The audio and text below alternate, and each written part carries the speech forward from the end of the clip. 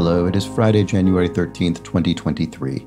I'm Chris Remo, and welcome back to the New York Times Crossword Daily Solve. I've just realized it's Friday the 13th. I hope that doesn't bode ill for our crossword solve. Should be a themeless puzzle today, although again, just having said that, I see there are some shaded cells in the grid, so something is strange. Well, in any case, this foreboding edition of the Daily Solve has been brought to us by Kathleen Quinn, Quartidiophile, Overfull Hitbox, and, as always, the invaluable Timothy Mark and the indomitable Shulmaster. So thank you so much to the 5 of them, benefactors of the Daily Solve Patreon campaign, for their generous support in bringing us this series. I do very much appreciate it. And if you'd like to join their ranks, those 5 as benefactors, and get the Daily Solve Let's Check the Crosses mug, you can find that at patreon.com/dailysolve or in a link underneath the video. And, of course, by following that same link, you can become a patron at any tier you choose for any contribution level and get access to all of the bonus videos that have gone up on the channel to date, as well as the new ones that go up each week. And I know I do have some catch-up to do on that front, and today is the first day where I have some extra time to do that. So if you're a patron, do look forward to more extra videos starting today. Thank you to everybody who is a patron. I do very much appreciate it. And do also join the Daily Solve Discord chat server if you've not yet done so. There's a link in the description field to that as well. And please do subscribe to the channel. Don't forget to do that. That's important to let the YouTube robot understand that it should be recommending these videos to more people. And thank you to everybody who's done that, of course, as well. All right, let's get on to the puzzle. I'm very curious about this. Because it looks like it is not a themeless puzzle, which is what we would expect on Friday. But maybe, I don't know. I can't imagine it's themeless with those shaded cells. In any case, it was constructed by Brad Wiegman, who's constructed just a few New York Times crosswords, and it was edited, as always, by Will Shorts. So let's see what's happening on this ominous Friday the 13th edition of the crossword. Let's start solving. Architect of the Museum of Islamic Art. I don't know this knowledge off the top of my head, but in 3 letters, an extremely famous architect is I.M. Pei. So this would be my guess. Then let's check the downs and see if we can confirm that. Last sign. And it may have 1 or 2 sides. Oh, I don't know. Things to live up to. You could live up to ideals or attempt to live up to them. Parisian possessive. There are actually a couple of possibilities here. It could be say, which would be their, so possessive, their object, or the objects, actually, that would be plural. No, it could be singular or, no, that would be plural, sorry. And then may would be my, plural. In any case, there's an E there. Does that help? It may have 1 or 2 sides. And then this could be M or S. Still not sure. Symbols of slipperiness, however, are eels. And when the moment is right, in due time? It will happen in due time. It will happen when the moment is right. Yeah, I do advise trying to read these aloud in sequence, the answer and the clue, to see if they sort of match up. And they actually, when I said it aloud, they matched up even better than I thought they did before I did that exercise. So that can be very useful. Oh, an entree. In American English, an entree is a main dish. And so it might have side dishes served with it. I see. Okay. I think that's the answer. Shakes a leg. Steps on it? As in hurries. She's late, so she shakes a leg. She's late, so she steps on it. And it looks like this is going to be steps on a crack. So I see. This is most certainly a themed puzzle, themed around Friday the 13th. Although it may be the case that you don't need to observe the theme in order to solve it, because both steps on it and whichever answer includes crack, kooky as a scheme, a crackpot scheme. Neither of these makes any reference to these shaded cells to the theme. So we may sail through the puzzle without needing to observe the theme, but in any case, we have this sort of rebus-style representation of steps on a crack, which is something to avoid, according to the superstitious, I suppose, maybe particularly on Friday the 13th, an unlucky day when perhaps your unlucky actions will be multiplied in their effect. Oh, last sign, no wonder I didn't get this. It's a zodiac sign, Pisces. And so the Parisian possessive is say, which is their things, their objects. Okay, something to work on. You could work on a desk. And Shirley Bassey and Angela Lansbury, for two, are dames. They were made dames of the British Empire by Her late Majesty Queen Elizabeth II. Okay, something crowning something else is atop that thing, and resident of ancient Crete would be a Minoan, a resident of Minos. And then pollution source is an emitter of pollution. And here to harden, as, I don't know, glue, for instance, is to set. If you're bewildered, you're at sea. And a bakery chain that began as the St. Louis Bread Company. Oh, did not know this, but I suppose it must be Panera Bread. So I guess they were founded in St. Louis. And sign of a hit. Here's a bit of, I consider this crosswordese in the sense that I have seen this disproportionately, considerably more in the crossword than I've ever encountered it in life, which is SRO, standing room only. And you know, it's funny, it just occurred to me since I'm talking about this. SRO also stands for single resident occupancy, a single resident occupancy hotel, a sort of long-term, usually fairly inexpensive residential hotel in urban areas. I mean, just from having lived in cities, I'm familiar with that, particularly San Francisco. But I've never seen that usage of SRO used in the crossword. It's only ever used, as far as I'm aware, for the sort of hit Broadway show, standing room only sort of thing. Anyway, just occurred to me. The Panthers of the ACC. I don't know for whom the Panthers play. So let's keep going. One-time NBA star Meta Sandiford. I don't know. Orbiter until 2001. Was it Mir, the space station? Russian for peace. Breaking Bad drug. Was it meth? Was it crystal methamphetamine? Is that what they made? I think so. Jake's love interest in The Sun Also Rises. I've read The Sun Also Rises, but a number of years ago, and I can't remember the names of the characters offhand. Okay, what else can we? Oh, right. Here's our broken mirror. I completely forgot to observe to make use of the shaded cells. So another unlucky action would be to break a mirror, and our word mirror has been broken by these black cells. Very good. Okay, does that help with this? Streamlined type of baleen whale. That does not ring a bell to me, this ROR. Not sure. Very curious to see if I recognize it when it's been filled out. Bit of dangly jewelry could be an ear, not an earring, that doesn't fit, an ear dangly jewelry, a drop earring, a what? Ear loop, what's just can't seem to see it. Okay, carnival music, a polka? That doesn't really seem right. What would fit in 5 letters with an A at the end? It can come up to your neck in the winter. A scarf? It doesn't really come up to your neck per se. I mean, it's around your neck. I don't think that's right. Let's check the downs. One may be left at the scene of a crime. Martin Luther King Jr. for sure. A reverend? I don't know. Let's delete that. Let's try this. Seems a slightly better answer than the scarf one.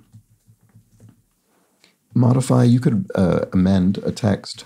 Could actually be emend as well. That's much less common in American English. I really only see that in British contexts. One may be left at the scene of a crime. Prefix with media. Oh, maybe this isn't reverend. It could be multimedia or... Oh, I don't know. Okay, this isn't reverend because I do know that. Okay. Sorry, lots of false starts in this area. So this is a James Beard Award, a culinary honor. So that's given to chefs and cookbooks and things like that. So what is the carnival music? Oh, it's not... I was thinking carnival music like a fair, a sort of fun fair, but it's not. It's carnival, the sort of big, citywide celebration. So it's probably a samba or something like that. Okay, does that help? Maybe this is scarf after all. And okay, modify still could be amend. Prefix with media could be multi now, multimedia, right. Let's see this. Oh, a clue. So this is modify as alter, sorry. Okay. It's obviously perfectly valid. I was too hasty with amend. So a clue may be left at the scene of a crime. And, oh, maybe Martin Luther King was an altar boy when he was young? Is that true?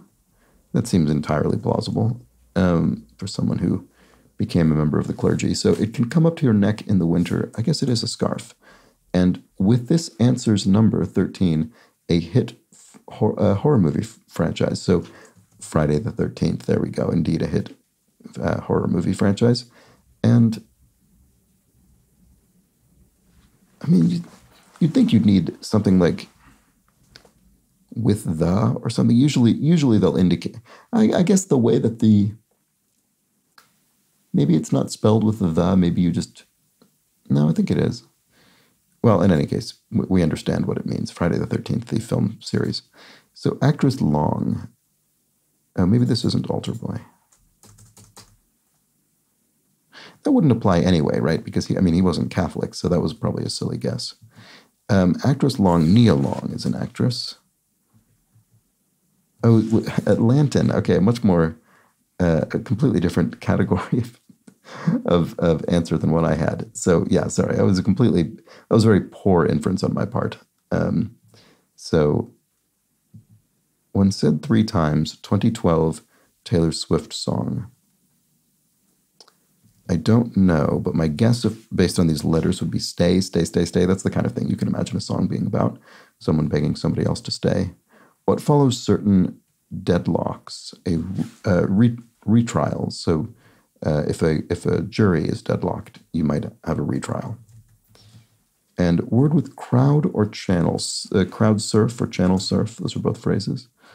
And overcooks and then some. You burn your food, perhaps. So a bit of dangly jewelry.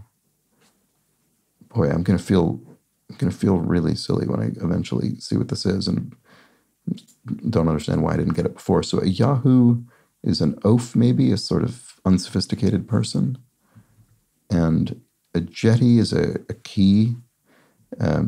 What is the Rorqual? Is that something? So a jetty, like a pier, is what that's referring to. What is this? I guess I just don't know this type of baleen whale. I mean, I'm confident in all of these because, I mean, Martin Luther King definitely was an Atlantan, so he was from Atlanta. So the rest of these look good to me. So that must be right, and it's just something I don't know. And then an ear bob, bit of dangly jewelry, ear bob. Okay, I'm not very familiar with that phrase, actually. So I guess I'm less surprised that I didn't get that. Puffed up is, I don't know, I guess it might not be that, but I feel as though it must be. Okay, this has been a pretty tough puzzle so far, I would say. For me, anyway. Edgar Allan Poe story with the raven, the raven's a poem, the telltale heart, I don't know. Oh, The Black Cat was an Edgar Allan Poe story, and that, of course, is a Friday the 13th, well, sort of not specifically Friday the 13th, but an unlucky omen. And on this Friday the 13th, that is appropriate and relevant. So The Black Cat, and I wonder what the origin of that sort of myth is. Anyway, way to go is a path. Oh, very clever, right. I didn't even see this. Yes, it's not just the black cat in a general sense. It's a black cat crossing your path. There we go. That is the full unlucky omen. Extremely good. Very pleased with that. That really elevates that black cat bit considerably. Okay, good. Glad we found that. Leonardo blank Fibonacci alias. I don't know. Not sure what that's getting at. Was that referring to Fibonacci, the person? Did he have an alias? I don't know. Personal pronoun in Prussia, ich, for I. Personal pronoun. It doesn't seem to help me there. Fix as the roof of a hut to rethatch. You could have a thatched roof on a hut, and you could rethatch it. Okay. Jake's love interest in the sun also rises. With these letters and this many spaces to fill, I sort of think it must be Brett. And that does sound vaguely familiar to me. The Panthers of the ACC. I don't know. Oh, these are both sports clues. Can opener. Can opener. The letter C. There we go. It opens the word can. The letter C. All right. So Pitt. That must be a university. Maybe it's Pittsburgh? I think this is correct. One-time NBA star Meta Sandiford. Yeah, I'm not sure. Our test, I'm not sure. Bioclass subject could be RNA, ribonucleic acid, and they help you focus, I don't know, something around glasses or lenses or something like that, maybe. They get booted at the office. PCs, you boot up a computer. Instruction to a kayaker, paddle. You're telling them to paddle in their kayak. Spots for tadpoles. I mean, it could be ponds or, I don't know, rivers or something like that. Organization with the highest circulating magazine, MAG, in the U.S. would, I think this is, I weirdly think I know this. I think it's the AARP, the American Association for Retired People or Persons. And I think that's because they send out a magazine to all of their members by default. So you don't really need to opt in. And because, you know, in the West, we live in broadly aging societies, although the U.S. actually less so than, for instance, Europe, certainly here, the UK, less so than that, but still aging. So organizations like the AARP are growing in membership, I would presume. So that is my inference about that. I didn't specifically know they have the highest circulating magazine in the U.S., but that is my guess, and that is why. Spots for tadpoles. Right, we already saw that. Like the population of Greenland is sparse.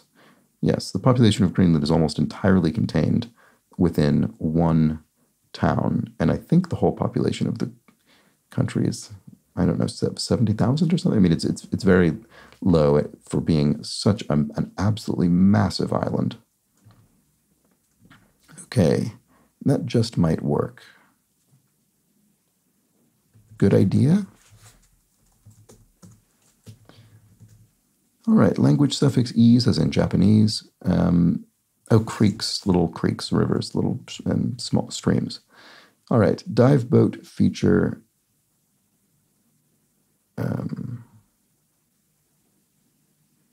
Sorry, my brain's being pulled in two directions because I'm trying to solve this clue and also figure out this omen thing, and it's not letting me.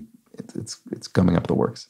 2001 Tony-winning title role for Heather Headley. Is it Aida? Do they give Tonys to operas? I don't actually know. Or is it just sort of musical theater and plays and things? Not sure, but my guess would be Aida, in 4 letters, starting with AI, referring to a stage production. I mean, it's got to be that. Oh, ladder. There's something about a ladder. What is it? Oh, you walk under a ladder. Yes. Okay, there we go. Walks under a ladder. There we go. There's our Friday the 13th bad omen. Fancy marbles. Daws, I guess they must be. I mean, I'm pretty confident about the rest of these. Maybe not good idea. That just might work. Nice idea, or we'll come back to it. Downwind could be, what, a lee? If you're downwind, you're a lee. Yeah. I always forget how the wind directions correspond to sort of leeward and that sort of thing, but I think this is the answer. I'm pretty confident about that. Takes steps to complete. Sorry, takes steps to compete. I'm sorry. To compete. What sort of walk is a competition? Race walks, maybe? Race walking, that sort of sounds like a thing. I think I've seen that competition. It's very odd because people are sort of trying to walk, I guess, more quickly than the other people, but not more quickly than they're allowed to. I don't quite entirely understand how it works. Anyway, Spanish title could be SRA for Siorna, and result of a firing. Oh, ashes, something could have burned from a fire. And the question mark indicates it's a pun, so we're not speaking about firing in the sense of being made redundant from your job, but rather a literal fire. Okay, dive boat feature. A sea ladder? Oops. A ladder down into the sea? I don't think I know that phrase, but that seems very plausible. Let's see if it works. To violate as etiquette is to breach a bit of etiquette. And they help you focus. Oh, your corneas in your eye. Okay. So it was sort of lens related, but biological rather than manufactured. That just might work. Okay, neat idea. So fancy marbles are taws. That doesn't ring a bell to me, but I think it must be the answer because I can't imagine what else this would be. Yeah, I think that's right. Puffed up. Oh, if you're a puffed up person, you're sort of snobby. Okay, so this was Earbob after all, as I thought. Okay, Ron Artest. No, not Ron. Sorry. I just saw Artest and then my brain filled in Ron. Meta Sandiford Artest. That was a strange little mental blip there. Beatle, who wrote and sang Don't Pass Me By, Ringo Starr, the drummer, and a divide. To divide. I mean, something divided is sort of riven, but that doesn't match. Travel across the pond, perhaps. And end of Hedda Gabler, e.g. Act 4. Is that a 4-act? Is it a 4-act play in Hedda Gabler? I guess I'm just trying to think of Roman numerals that would fit in 2 cells that would make sense here. Divide. A ravine, lose steam, and shiny material in some guitars. Shiny material in some guitars. What is that?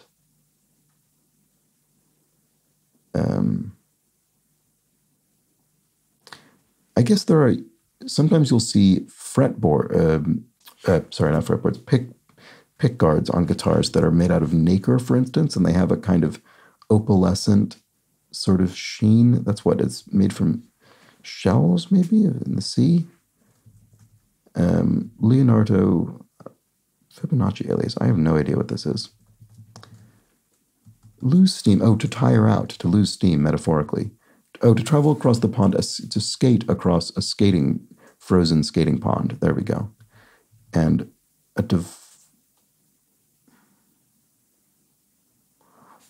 I can't believe I can't see what this is. This is so strange.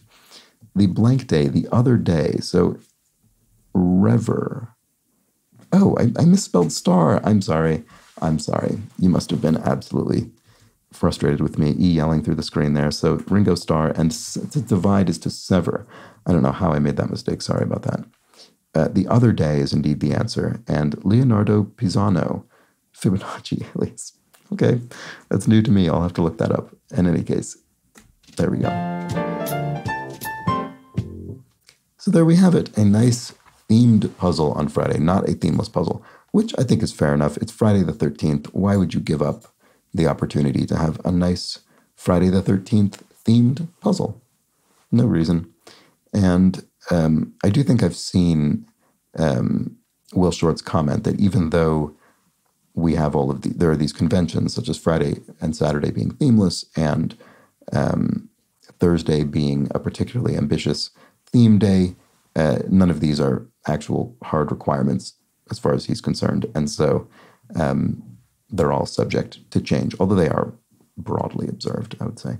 In any case, we had a themed puzzle today, and let's just go over them quickly. We had Friday the 13th, which is the theme of the puzzle, and I feel as though on a non-Friday day, there probably would have been some more reference to what was going on in the puzzle in this clue, but maybe this is the way to square the traditional themeless status of Fridays, to just not allude to the theme beyond the shaded cells. In any case, Friday the 13th, and we have steps on a crack, a broken mirror, black cat crossing the path, and walks under a ladder. There we go.